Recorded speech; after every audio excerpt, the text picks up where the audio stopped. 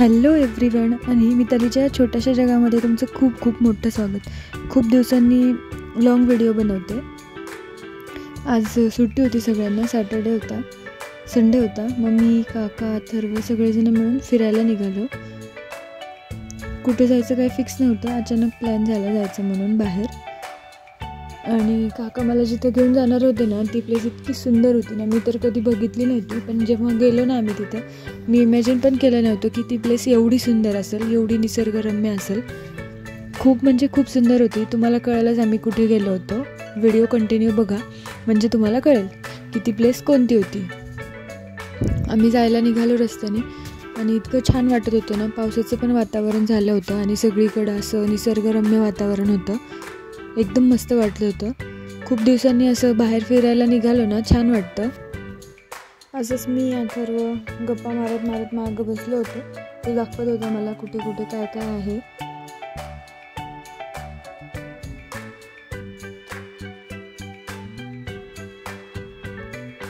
आणि त्यानंतर मी इंद्रायणी आहे, कसलीच भारी आहे। तिथे थोडा वेळ थांबवली गाडी होती, इतकं मस्त वाटत होतं। आपल्याला जमणार आहे का थांबायला? काय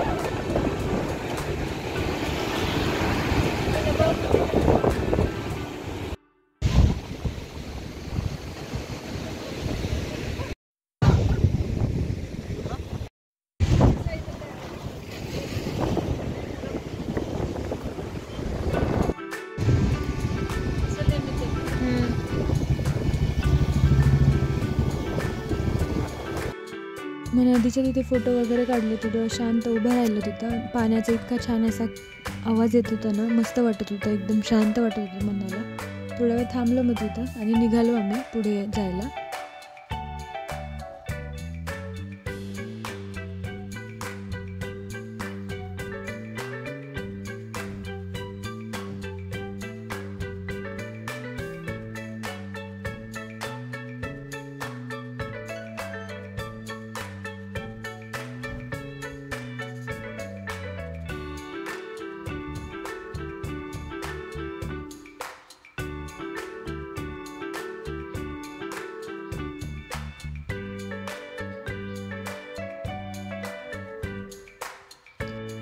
आणि फायनली आम्ही पोहोचलो इथे। आम्ही आलो होतो तुळापूरला,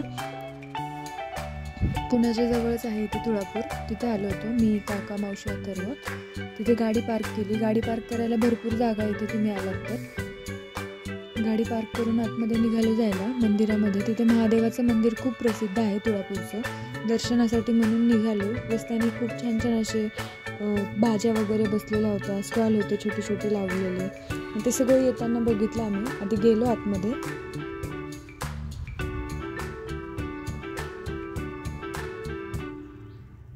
हिरवळ तर भरपूर होती सगळीकडं आणि छान सगळं असं भाजीपाला पण एकदम असा गावरान बसलेला होता, छान होता एकदम।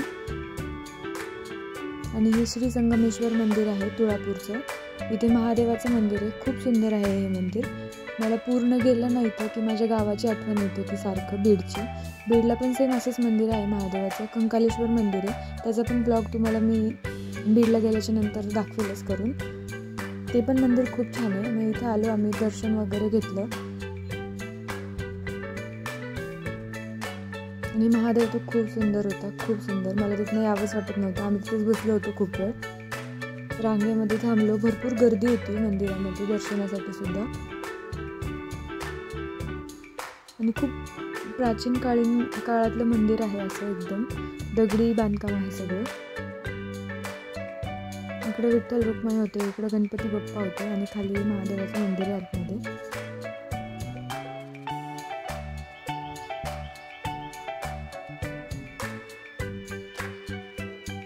आणि इकडे छत्रपती संभाजी महाराजांची समाधी होती, त्या समाधीचं पण दर्शन घेतलं मग आम्ही सगळ्यांनी। आणि इकडे खाली जायला निघालो। इथे 3 नद्या एकत्र येतात, त्याला त्रिवेणी संगम म्हणतात।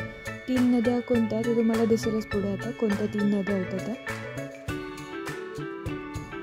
इथे आजी कॉर्न विकत होत्या, मस्त चुलीवर गरमागरम कॉर्न करत होत्या। आणि इकडे असं छान पावसाळी वातावरण झालं होतं, इतकंच तर भारी वाटत होतं ना, एकदम भारी वाटत होतं।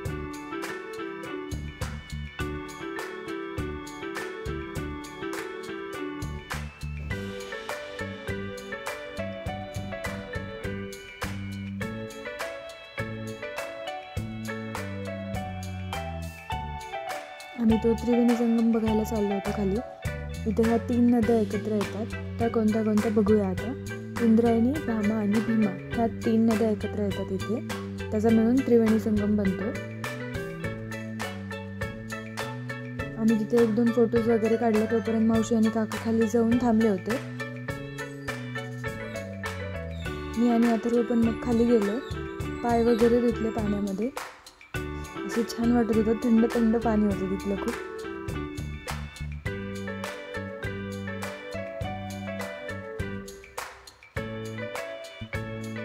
मग फोटोशूट पण केले थोड्या वेळ. काकांचे, माझे, मावशीचे, अथर्वचे सगळ्यांचे फोटोज वगैरे काढले. तर एवढं सुंदर वातावरण आणि त्यात फोटो मिस केले असं कसं होईल. मग आम्ही फोटो काढले छान सगळ्यांचे.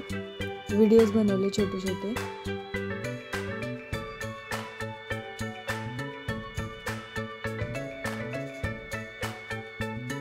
आणि असं जायला पाहिजे कुठेतरी निसर्गरम्य ठिकाणी.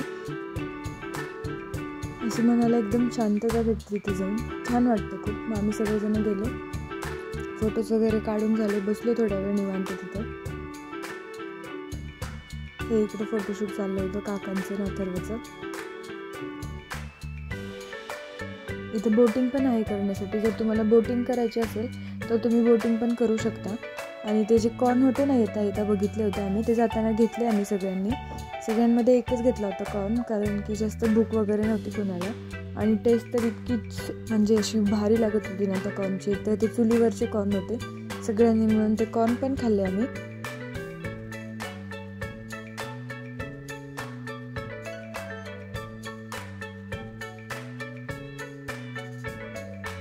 कैरीच्या फोडी पण होत्या विकायला मस्त अशा.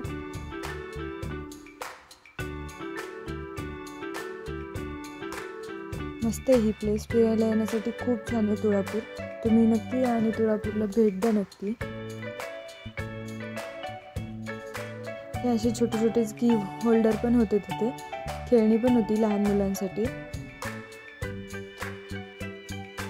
आणि त्यानंतर ना आम्हाला दिसलं ताक माठातले थंडगार ताक.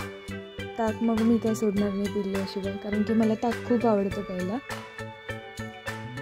मग त्या आजींकडनं ताक घेतलं छान. त्यांनी खूप छान ताक बनवलं होतं.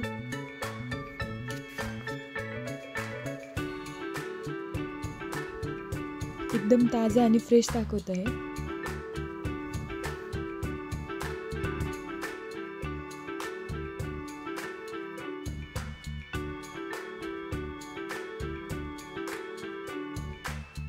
तुम्ही इथे आता आलात ना तर हे ताक मिस करू नका. कारण की एवढी सुंदर ताकाची टेस्ट ना तुम्हाला कुठेच नाही भेटणार. आणि तेही एकदम ताजे ताक.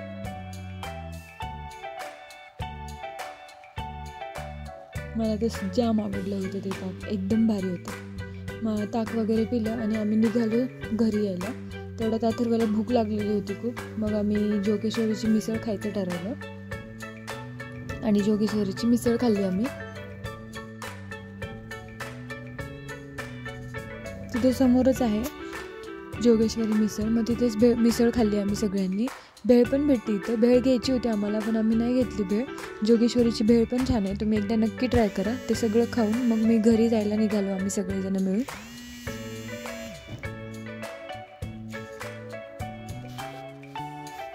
व्हिडिओ आवडला असेल तर व्हिडिओला लाईक करा आणि चॅनलला सबस्क्राईब करायला विसरू नका. भेटूया नेक्स्ट व्लॉगमध्ये. तोपर्यंत बाय.